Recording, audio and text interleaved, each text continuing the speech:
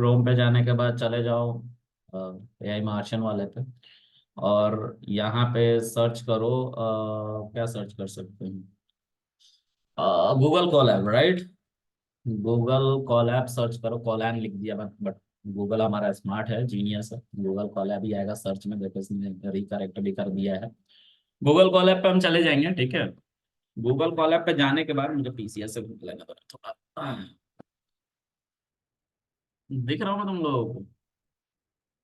Yes sir. बहुत अच्छी बात है ये तो। Yes sir. एक second, let me configure everything. ठीक है, तो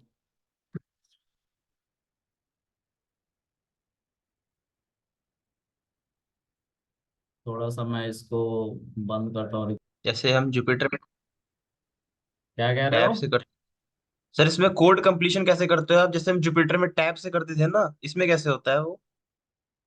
टैब से कंट्रोल स्पेस बार को प्रेस करने से होता है। डॉट लगा के कोई मेथड चलाना, डॉट लगा देना होता है, फिर कंट्रोल स्पेस बार को प्रेस करना होता है, आ जाता है, कोड कंप्लीट हो जाता है। तो देखो, मैटप्लॉटलिब वाले में चले जाओ। मैटप्लॉटलिब हमारा नया सीरीज है जिसमें हम विजुअलाइजेशन के बारे में पढ़ रहे हैं। फिर इसके बाद एक नया सीरीज स्टार्ट होगा जिसमें सीबॉन्ड में पढ़ाऊंगा, ऐसे ऐसे करके सीरीज, मतलब अलग अलग मैं प्लेलिस्ट बनाऊंगा। क्योंकि ऑफ कोर्स अब मैं इंडिपेंडेंट होकर पढ़ा रहा हूँ, तो जो भी आए, पुराना है नया है, क्योंकि रोज रोज तो मैं पढ़ाऊंगा नहीं, तुम लोग को वीडियो दे रहा हूँ इसलिए मैं पढ़ा रहा हूँ ऐसे, है ना। तो ऑल इन ऑल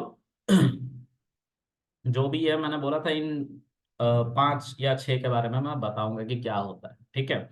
तो इन्हीं के बारे में बात करनी है आज मुझे, ठीक है। इतना ही मुझे पढ़ाना है आज, कल हम इसके आगे पढ़ेंगे। हम ये सब बेसिक प्लॉट के अंदर में पढ़ते हैं। कल मैंने इंट्रो भी दिया था बेसिक प्लॉट वगैरह का, ठीक है। तो अभी जो हमारा मॉड्यूल है वो बेसिक प्लॉट है।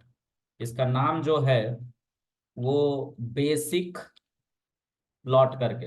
इन बेसिक प्लॉट का मतलब कि ऐसे इमेजेस मैं इसमें बनाने वाला हूँ, ऐसे विजुअल्स बनाने वाला हूँ। विजुअल जब भी मैं बोलूंगा तो समझ लेना कि मैं ग्राफ की बात कर रहा हूँ, ठीक है। तो विजुअल ऐसे इसमें बनाने जा रहा हूँ मैं, जो बहुत बेसिक होते हैं, जो आमतौर पर यूज होते ही होते हैं, ठीक है।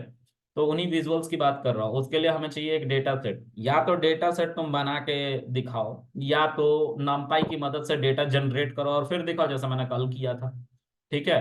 तो देखो, एक मैंने विजुअल बनाया है प्लॉट का, ये इसको प्लॉट ग्राफ कहते हैं, मतलब लाइन चार्ट। लाइन चार्ट को प्लॉट कहते हैं मैटप्लॉटलिब में। देखो, इससे लाइन चार्ट बनते हैं, याद रखना हमेशा। प्लॉट से लाइन चार्ट बनते हैं मैटप्लॉटलिब में, ठीक है। तो कभी भी लाइन चार्ट बनाने की कोई बात करे मैटप्लॉटलिब की मदद से, तो सिंपल समझ लेना कि वो प्लॉट फंक्शन की बात कर रहा है। प्लॉट फंक्शन जो मैटप्लॉटलिब में दिया हुआ है, और उससे एक 2D ग्राफ बनता है जो लाइन चार्ट कहलाता है, ठीक है। इसको फ्रीक्वेंसी चार्ट भी कहते हैं, मतलब ऐसा ऐसा लाइन जिगजैग करके शेयर मार्केट में जो ऊपर नीचे हो रहा होता है ना, तो फ्रीक्वेंसी चार्ट भी होता है, तो वो भी लाइन चार्ट के अंदर ही आता है, ठीक है। चलो, कहने की बातें हैं सब, तुम लोग को लाइन चार्ट पता है, ये लाइन चार्ट है, ठीक है। क्योंकि मैं भी टेक्निकल हूँ, मुझे भी पता है कि जब मुझसे कोई बात करता है तो मैं उसको प्लॉट नहीं बोलता हूँ, उसको बोलता हूँ लाइन चार्ट। क्योंकि प्लॉट का मतलब वो समझेगा नहीं, प्लॉट का मतलब ये समझेगा कि कुछ बनाना है। क्या बनाना है नहीं पता। लेकिन अगर नॉन टेक्निकल बंदा है या मेरे सेगमेंट से बिलोंग नहीं करता, तो उसको प्लॉट का मतलब नहीं पता। अगर मेरे सेगमेंट से कोई बिलोंग करता तो मैं बोलूंगा प्लॉट फंक्शन चला है, तो वो समझ जाएगा कि लाइन चार्ट की बात कर रहा हूँ मैं। बट स्टिल, जो भी है आगे बढ़ते हैं। तो मैं बेसिक प्लॉट के अंदर, अभी और भी हैं जो मैं आगे पढ़ाऊंगा, जो मैं कल बताऊंगा। अभी हम इन 5 और 6 के बारे में देखते हैं, 6 हैं, है ना। तो देखते हैं कितना कंप्लीट होता है। 1 घंटे ही मैं पढ़ा पाता हूँ, मुझे पता है। तो तुम लोग पैनिक मत करना, ठीक है।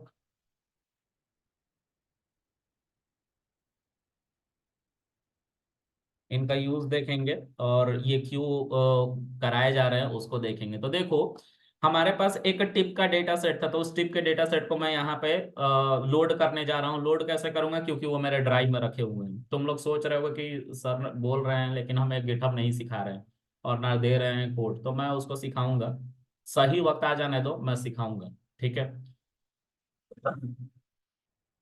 तो इसको लोड करना होता है। इस पे क्लिक करके देखो, एक बोर्ड आया है, permit this notebook to access your Google Drive file, कि गूगल ड्राइव के फाइल को एक्सेस करने की परमिशन दे दो। तो इस पे जब मैंने क्लिक किया तो गूगल ड्राइव यहाँ पे लोड हो जाता है, ठीक है।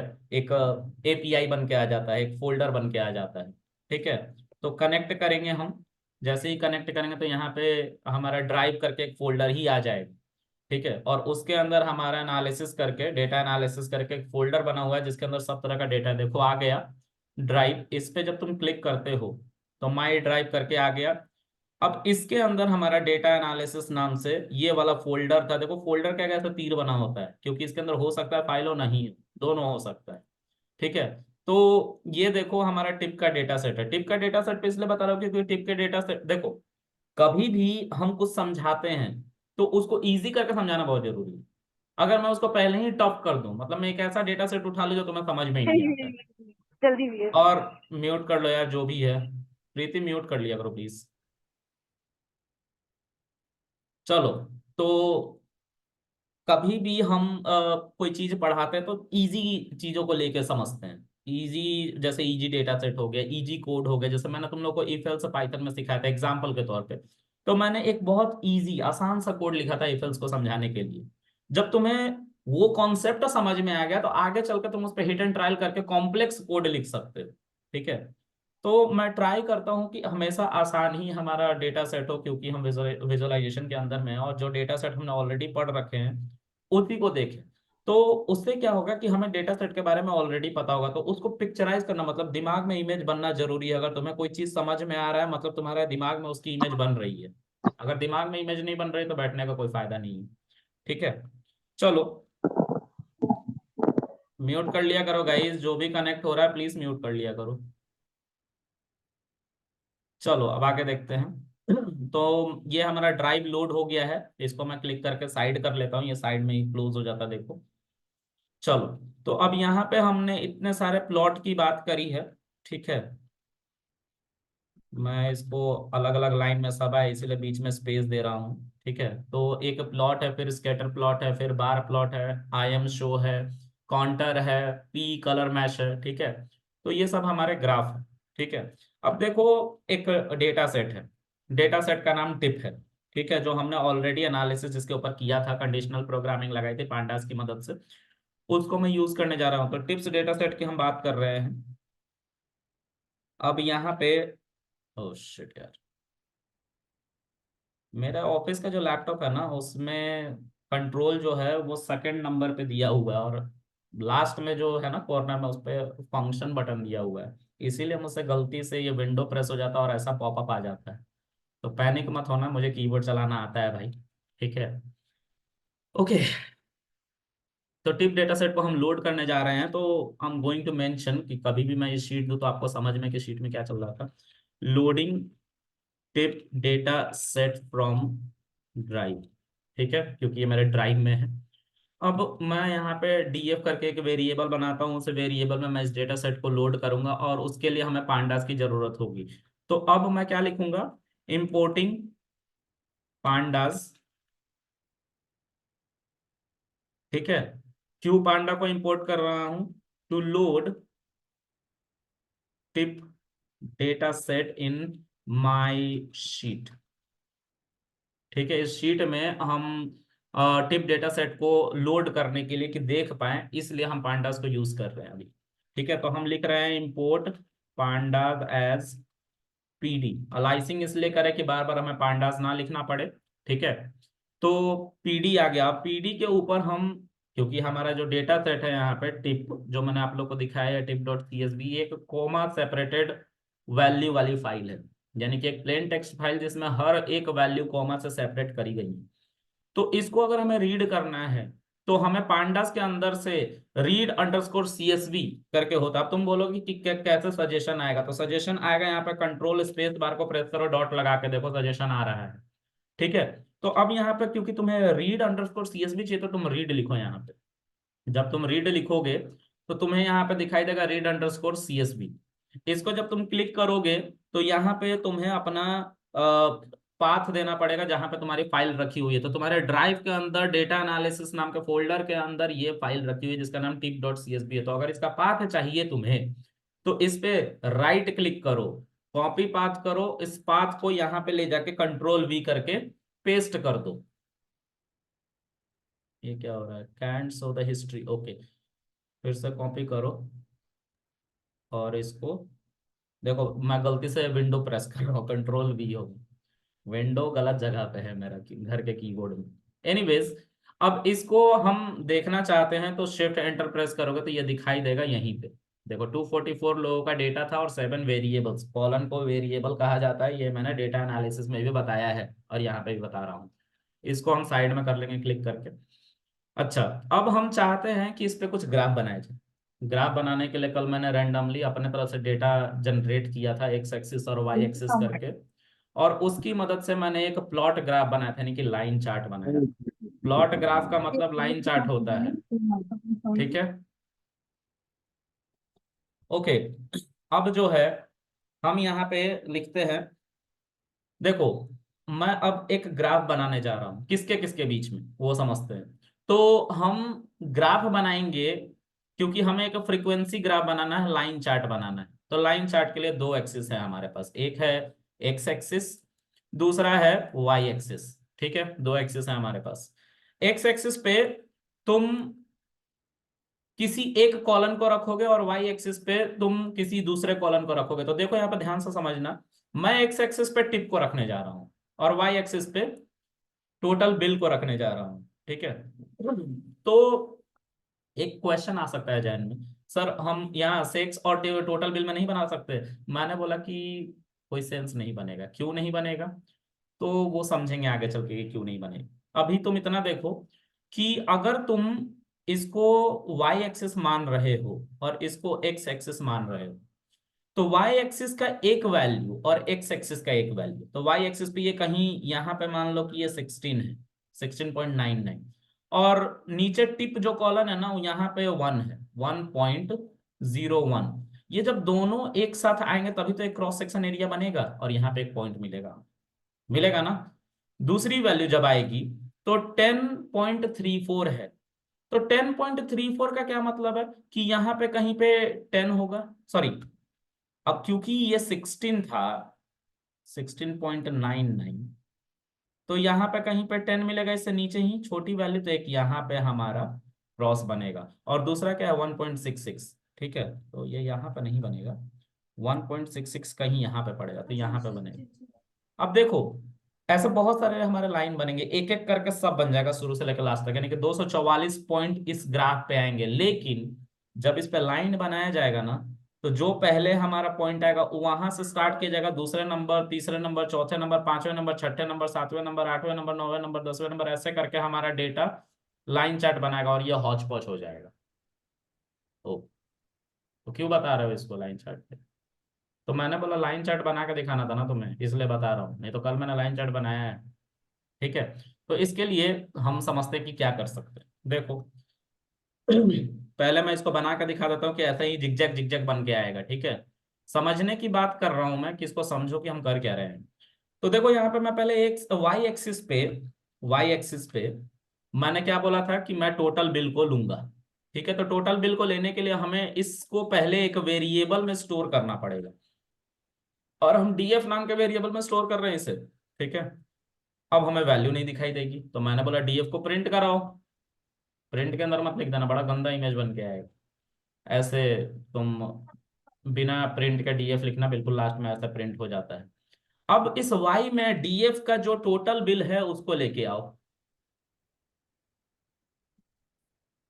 ठीक है।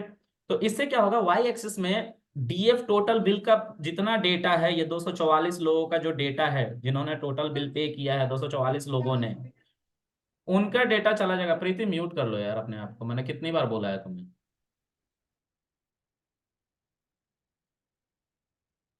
अब वाई एक्सिस पे हमारा डीएफ टोटल बिल आ गया, ठीक है। अब वाई को जब तुम देखोगे तो वाई तुम्हें दिखाई देगा कि उसमें 244 लोगों का टोटल बिल का डेटा है, ठीक है। और इसका डेटा टाइप है फ्लोट 64, ठीक है। तो फ्लोट 64 डेटा टाइप है, इसमें कितने वैल्यूज हैं, तो 244 लोगों के डेटा है, यानी कि इसकी लेंथ 244 है, ठीक है। यानी कि इसमें 244 लोगों का डेटा होगा, ठीक है। तो यही बात यहाँ पे कर रहे हैं, और कॉलम का नाम है टोटल बिल, सब कुछ ही एक्सप्लेन करता है, ठीक है। उसके बाद हम बात करेंगे जेड एक्सिस की, या सॉरी एक्स एक्सिस की। तो एक्स एक्सिस को एक नए कॉलम में ले लेते हैं, यहाँ पे एक्स एक्सिस ले लेते हैं और यहाँ पे लिखेंगे डीएफ डॉट, और जो दूसरा वाला कॉलम था जिसको हम एक्स एक्सिस पे लेना चाह रहे थे वो टिप है। तो सॉरी, वाई एक्सिस पे जिसको लेना चाह रहे थे वो टोटल बिल आ गया, एक्स एक्सिस पे जो लेना चाह रहे हैं वो टिप है। हाँ, तो एक्स एक्सिस पे हम टिप को रखना चाह रहे हैं।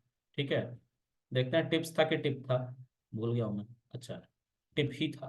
तो देखो ये एक्स एक्सिस है, इसमें भी 244 लोगों का डेटा होगा, और इसका भी डेटा टाइप देखो, फ्लोट 64 है, इसमें 244 लोगों का डेटा है, और इस कॉलन का नाम टिप है। ठीक है, अब इन दोनों कॉलन को यूज करके हम going to plot a graph. Okay, और उस ग्राफ को ही हम एक्स वाई कोऑर्डिनेट करिए, जो बन रहा है ऐसा ही कुछ बन के जिगजैग। ठीक है, अभी देखते हैं। तो यहाँ पे तुम, अब क्योंकि तुम्हें ग्राफ बनाना है तो तुम्हें एक लाइब्रेरी कल मैंने डाउनलोड करवाई थी, पिप इंस्टॉल मैटप्लॉटलिब। अब क्योंकि वो थर्ड पार्टी लाइब्रेरी है उसको इंपोर्ट करना पड़ेगा, तो इंपोर्ट करो, इंपोर्ट मैटप्लॉटलिब डॉट पाई प्लॉट एज पीएलटी। ओके, सो पीएलटी की मदद से हम मैटप्लॉटलिब डॉट पाई प्लॉट को इस्तेमाल कर सकते हैं अपने ग्राफ को बनाने के लिए। ठीक है, तो पीएलटी डॉट, अब मुझे नहीं पता, लेट्स से मैं भूल गया कि क्या है, प्लॉट है वैसे, मैं भूला भूला नहीं हूँ, बस बता रहा हूँ कि तुम्हें कैसे पता चलेगा। तो तुम कंट्रोल स्पेस बार को प्रेस करना, डॉट लगा के, कंट्रोल और स्पेस बार को गूगल कोलैब पे। ठीक है, तो इस पे बहुत सारे फंक्शन, सब कुछ तो याद नहीं रख सकता ना मैं, कोई नहीं याद रखता। ठीक है, अगर कोई कह रहा है मुझे सब आता है, मैं 30 साल से काम करूँ, नहीं आता भाई सब कुछ। ठीक है, तो यहाँ पे अब तुम्हें कुछ कुछ चीजें तो याद रखनी ही पड़ेगी कि प्लॉट जो है एक ग्राफ का नाम है। ठीक है, तो कंट्रोल स्पेस बार फिर से प्रेस करो, देखो प्लॉट आ गया। ठीक है, अब इस प्लॉट के अंदर के बातों को तुम्हें पढ़ना है, यानी कि इसके डॉक्यूमेंटेशन को पढ़ना। तो अभी तो देखो बाय डिफॉल्ट ये आ गया, लेकिन अगर नहीं आता है, मान लो ये नहीं आया, अब फिर से मैं इसके अंदर जा रहा तो नहीं आ रहा है डॉक्यूमेंटेशन, मुझे नहीं पता चलेगा कैसे वैल्यू को रखना है, तो उसके लिए गूगल कोलैब पे बता रहा हूँ। उसके लिए गूगल कोलैब पे तुम्हें इस पैरेंथेसिस के अंदर अपने कर्सर को रखना है और कंट्रोल शिफ्ट स्पेस बार को प्रेस करना है। देखो डॉक्यूमेंटेशन खुल गया। ठीक है, कभी कभी ये नहीं खुलता है, कभी कभी। ठीक है, तो उसकी प्रॉब्लम ये है कि फॉन्ट साइज कुछ ज्यादा ही बड़ा हो गया होता है, इसकी वजह से नहीं खुलता है। ठीक है, चलो एनीवेज, अब हम क्या करेंगे, यहाँ पे हमें अपने वैल्यूज को रखना है। ठीक है, तो वैल्यू को तुम, एक्स एक्सिस पे तुम्हारा टिप था, एक्स को रख दिया, और एक्स नाम के वेरिएबल में ही स्टोर किया है सिंप्लिसिटी पर्पस के लिए, और वो कैपिटल एक्स था जिसमें हमारा टिप स्टोर था। देखो ये कैपिटल एक्स है, स्मॉल एक्स ऐसा दिखता है। ठीक है, तो कैपिटल एक्स में रखा है। उसी तरह से जो हमारा वाई है वो भी कैपिटल लेटर में था। और मैंने कल बोला था कि इसको शो करने के लिए हमें पीएलटी डॉट शो भी करना पड़ता है, और ये हमें ग्राफ बना के देता है। चलो ग्राफ बना दे, देखो जिगजैग बना सब, देख रहे हो। ये जिगजैग इसलिए बना है क्योंकि हमारा जो डेटा सेट है उसमें देखो, ये एक बड़ी वैल्यू, ठीक है, और ये एक छोटी वैल्यू है। अब क्योंकि लाइन चार्ट बना रहे हो तो नीचे से ऊपर की तरफ जाना चाहिए, बराबर में होना चाहिए, मतलब एक एक्सिस, एक्स एक्सिस जो है इसको आगे की तरफ बढ़ते रहना चाहिए, लेकिन एक्स एक्सिस भी क्या कह रहा है देखो, पहले एक छोटी वैल्यू, फिर उससे बड़ी वैल्यू, फिर उससे भी बड़ी वैल्यू, और फिर उससे छोटी वैल्यू। देखो 350, 331। तो जब एक्स एक्सिस ही कंस्टेंट नहीं है, वाई एक्सिस ही कंस्टेंट नहीं है, तो होगा ही ये हौच पौच, और क्या। बिल्कुल होगा, क्योंकि सभी लाइन को जोड़ना है, और उस लाइन के जोड़ने से ये ग्राफ निकल के आया है, तो इसका कुछ मतलब नहीं निकल के आया है। जब मतलब नहीं निकल के आया तो आप बोलोगे कि सर कुछ मतलब वाला निकाल के दिखाओ। तो उसके लिए अब मैं एक और ग्राफ बनाने जा रहा हूँ। ठीक है, ध्यान से देखना, इसको भी देख लिया आप लोगों ने कि यह हौच पौच बना लाइन चार्ट। तो अभी मैं आप लोगों को समझाऊंगा कि मैंने इसको क्यों बनाया, इसके पीछे का मोटिव था समझाना कि आखिर इसमें प्रॉब्लम क्या है, हम इस पर लाइन चार्ट क्यों नहीं इस्तेमाल कर सकते। अब एक अच्छा ग्राफ बनाता हूं। ठीक है, कल भी मैंने बनाया था, आज भी बना रहा हूँ, और ये प्लॉट की बात हो रही है, प्लॉट ग्राफ की, जो मैट प्लॉट लिब के अंदर प्लॉट नाम का फंक्शन है उसकी बात हो रही है। ठीक है, तो यहाँ पे देखो, मैं एक ए नाम का, कैपिटल ए नाम का एरे बनाता हूँ या लिस्ट बनाता हूँ, जो मर्जी आप बना लो। ठीक है, मैं यहाँ पे एरे बनाना चाहता हूँ, तो मैं इंपोर्ट numpy एज np कर रहा हूँ। अब ये numpy के बारे में आप लोगों को पुराने वीडियोस में पढ़ा रखा है, देख लेंगे। तो np डॉट, क्योंकि numpy मैं बार बार नहीं लिखना चाहता इसलिए अलाइज किया, और इसमें एक एरे नाम का फंक्शन है। ठीक है, इस एरे को मैं बिल्ड करने जा रहा हूँ मैनुअली। तो एरे नाम का फंक्शन है तो पैरेंथेसिस आएगा, और इसके अंदर एक लिस्ट पास होती है, और उस लिस्ट के अंदर हम अपनी वैल्यूज को रखते हैं। तो मैं कुछ भी वैल्यू रखता हूँ, लेकिन देखो कुछ भी वैल्यू मैं रख रहा हूँ, ठीक है, मुझे नहीं पता मैं क्या रख रहा हूँ, ठीक है, बस रख रहा हूँ, कुछ ना कुछ तो है, ठीक है। तो आप लोगों ने एक चीज पढ़ा होगा, लिस्ट के अंदर एक सॉर्टिंग होती है। सॉर्टिंग क्या करता है, इसको असेंडिंग ऑर्डर में अरेंज कर देता है या डिसेंडिंग ऑर्डर में अरेंज कर देता है, ठीक है। तो मैं इसको बाहर निकाल के यहाँ से, मैं यहाँ से बाहर निकाल के एक ए नाम के वेरिएबल में स्टोर करता हूँ, ठीक है। अब क्योंकि ये एक लिस्ट है, इस पर सॉर्टिंग चल जाएगी, तो ए डॉट सॉर्ट करोगे तो बाय डिफॉल्ट ये असेंडिंग ऑर्डर में अरेंज हो जाता है, ठीक है। परमानेंट बदलाव होता है इस मेथड से। मैंने दो तरह का मेथड बनाया, तीन तरह के मेथड बनाए थे, बताए थे। एक म्यूटेबल मेथड, एक इम्यूटेबल मेथड, और एक क्वेश्चनेबल मेथड, जो क्वेश्चन आंसर करते हैं हमसे, ट्रू फॉल्स में आंसर देते हैं चलाने पे, जैसे बुलियन फंक्शन। तो यहाँ पे इसको जैसे ही तुम चलाओगे और प्रिंट ए करोगे, तो जो ये तुम्हारे सीक्वेंस है जो इधर उधर हो रखी हैं, ये सीक्वेंस असेंडिंग में हो जाएंगी, देखो। अब ये कह रहा है कि एरर हम देंगे, चलो इसको कमेंट कर लो थोड़ी देर के लिए, देखो असेंडिंग में हो गई, हमने कुछ भी ले रखा था, ठीक है। ये जो हमारी पूरी की पूरी वैल्यू, इसका लेंथ नहीं पता है, ठीक है। और हम एक और ग्राफ, एक और लिस्ट बनाने जा रहे हैं। अच्छा, पहले एक चीज समझो, इसको हमें रखना है इस ए के अंदर। क्यों रखना है ए के अंदर? भाई हमें एक एरे चाहिए। आप चाहो तो एरे बनाओ, चाहो तो मत बनाओ, एरे फास्ट होता है, इसलिए हम एरे के साथ ये सब काम करते हैं। आगे भी आपको एरे पढ़ना पड़ेगा, और पांडास इंटरनली एरे को यूज करता है। तो हम इसको ए को numpy डॉट एरे के अंदर रख देते हैं, और इसका नाम दे देते हैं बी, ठीक है। अब जो बी है, उसको जब आप प्रिंट करोगे, तो ये आपको एक एरे भी देगा साथ साथ। देखो ये एरे है, ये ऊपर वाला लिस्ट था, नीचे वाला एरे है, इसमें कॉमा नहीं होता है, ठीक है। इसको अब मैं कमेंट कर देता हूं कि ये प्रिंट ना हो। ये हमारा एक एरे है। इस एरे में कितने एलिमेंट है मुझे नहीं पता है, तो उसको चेक करने के लिए आपको लेन नाम के फंक्शन के अंदर से इसको पास करना पड़ता है। लेन इनबिल्ट फंक्शन है पाइथन का, पाइथन के अंदर ही ये दिया गया है, ये ऑटोमेटिक कॉल हो जाता है, इसको कॉल करने की जरूरत नहीं है। तो लेन के अंदर बी को जब हम पास करेंगे और इसको प्रिंट में लिखेंगे, तो ये हमें बताएगा कि इसके अंदर कितने एलिमेंट हैं। देखो, तो ये हमें बता रहा है 14 एलिमेंट्स। हम एक और लिस्ट बनाने जा रहे हैं, तो यहाँ पे देखो एक सी नाम का हम लिस्ट और बना रहे हैं, और इसमें भी हम याद रखेंगे कि हमें 14 एलिमेंट ही चाहिए, उससे ज्यादा नहीं, उससे कम भी नहीं। क्यों होगा तो उसको अभी हम समझा देंगे क्यों होगा। अच्छा बताओ थोड़ा सा मुझे सोच के, क्या ये लिस्ट सही है? कोई बताओ, एनीवन, क्या ये लिस्ट सही बनाया है हाँ मैंने? अब की बार तो असेंडिंग ऑर्डर में है सारी, तो ठीक ही बनेगा। ठीक से सर देख के जीरो बताओ। नाइन या जीरो जीरो नाइन है, नाइन है। 09 है। ये 09 इस लिस्ट को बनने नहीं देगा, देखो एरर आ गया, ठीक है। और मार्क कहाँ किया? इसी 09 पे हमारे इंटरप्रेटर ने, देखो किया है। और इंटीजर जब मैंने डेटा टाइप पढ़ाया था, तो उसमें मैंने बताया था कि कभी भी इंटीजर को जीरो से मत स्टार्ट करना, अगर उसका कोई यूज नहीं है। इसके आगे कोई नंबर है तो ठीक है, लेकिन अगर कोई नंबर नहीं तो ऐसे जीरो तो लिखना मत, ठीक है, क्योंकि इसका कोई यूज नहीं है, यूज नहीं है, इसीलिए ये कह रहा है कि भाई ये प्रॉब्लम है, ये इसको ऑक्टल नंबर मानने लग रहा है। ऑक्टल नंबर सिस्टम, चार तरह का नंबर सिस्टम, जो मैंने फिर से बताया था इंटीजर से पहले, कुछ क्लासेस ली थी शुरुआती दिनों में, तो उसमें हमारा इसके बारे में हमने बात किया था कि चार तरह का नंबर सिस्टम होते हैं। ऑक्टल नंबर सिस्टम होता है, हेक्साडेसिमल नंबर सिस्टम होता है, डेसिमल नंबर सिस्टम होता है, बाइनरी नंबर सिस्टम होता है। चार तरह का नंबर सिस्टम बताए थे, तब मैंने इन सब की बात करी थी। चलो, एनीवेज, तो यहां से हम इसको हम एरर की तरह रहने देते हैं। अब यहां से इसको हम हटा देंगे, और इसको हम सॉर्ट कर देंगे, ठीक है, सी डॉट सॉर्ट। सर आप इतना लेमन टर्म में क्यों पढ़ा रहे हो? क्योंकि बहुत सारे लोगों को नहीं पता है, ठीक है, तो मैं बच्चों की तरह ही पढ़ा रहा हूँ कि क्या हो रहा है इंटरनली।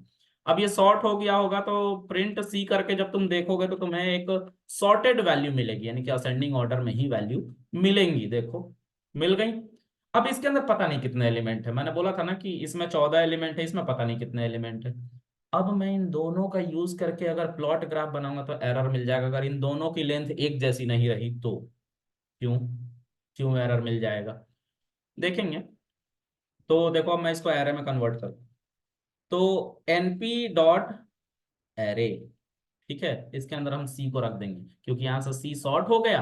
अब उसी सी को पास कर दे रहे हैं। अब पास कर देंगे तो यहाँ पे इसको हम एक वेरिएबल डी में लेट से स्टोर कर लेते हैं और इस डी को यहाँ पे हम प्रिंट कर लेंगे। देखो ये हमारा एरे बन गया, ठीक है। अब क्या करना है, अब इससे एक ग्राफ बनाना है। ग्राफ क्या है, तो देखो ग्राफ क्या है, मैं इसका लेंथ नहीं जानता, ठीक है, लेकिन चेक कर लेते हैं इसका लेंथ क्या होगा। तो यहाँ पे प्रिंट जब आप लिखोगे और इसके अंदर लेन फंक्शन लिखोगे और इस लेन के अंदर डी को लिखोगे तो देखो ये बताएगा इसकी लेंथ क्या है। इसकी लेंथ 13 है, 14 नहीं है, ऊपर वाले की 14 नीचे वाले की 13। तो अभी थोड़ी देर पहले मैंने बताया था कि अगर हम कोई ग्राफ बनाते हैं, ये एक्स एक्सिस है, ये वाई एक्सिस, और एक ये हमारा इन दोनों के बीच में ही ग्राफ बनाना है मुझे। सी और सॉरी बी और डी नाम का जो दो हमने लिस्ट एरे बनाया है, इनके बीच को इनको ही यूज करके हमें एक ग्राफ बनाना है। तो अगर हम इनको यूज करके ग्राफ बनाएंगे तो इसका इसका क्रॉस सेक्शन आ जाएगा, मतलब इस ग्राफ पे कहीं ना कहीं इन दोनों पॉइंट का कोऑर्डिनेशन आ जाएगा, ठीक है। इसका इसका भी आएगा, लेकिन एक लास्ट वाला जो 14th नंबर वाला एलिमेंट होगा जो कि ये है, उसको कोई एलिमेंट नहीं मिलेगा क्योंकि यहाँ पे तो 13 ही एलिमेंट बचे हुए हैं। तो जब 13 एलिमेंट बचे हुए हैं तो जाहिर सी बात है ये खाली रह जाएगा लास्ट वाला, और ये बोलेगा कि भाई मुझे तो वैल्यू ही नहीं मिली, मुझे कोई पार्टनर नहीं मिला, और ये बगावत कर देगा और एरर आ जाएगा, ठीक है। लेट्स सी आता है कि नहीं।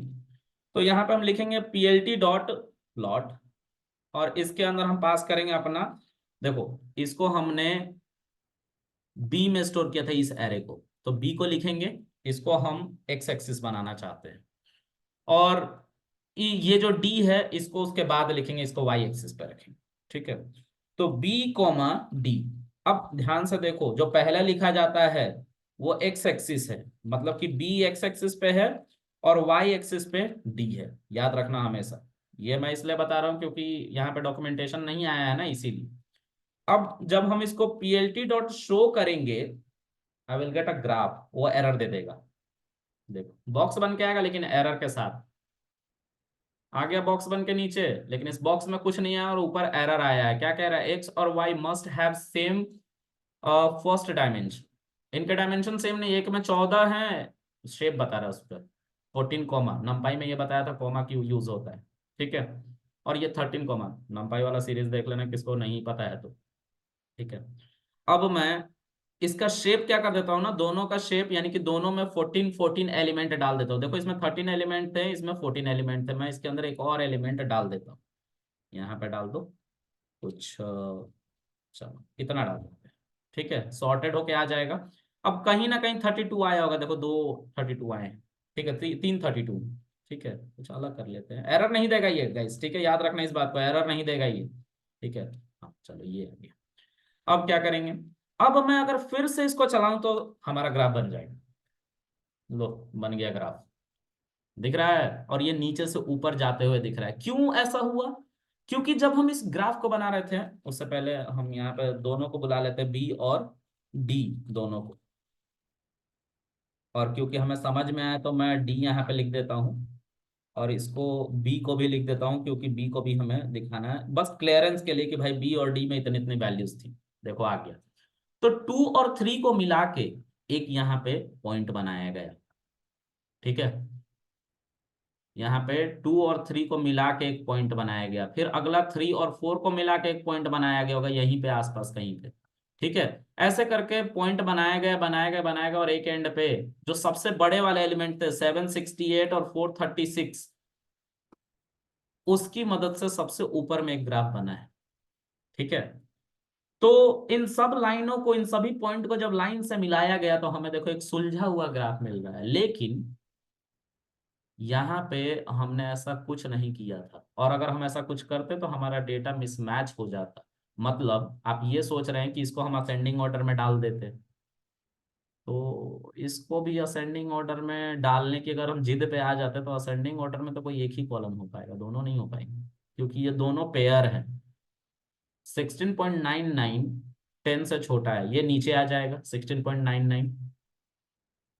16.99 क्या होगा, लेट से नीचे आ जाएगा क्योंकि 10 से छोटा है, जब हम इसको असेंडिंग ऑर्डर में डालेंगे तब।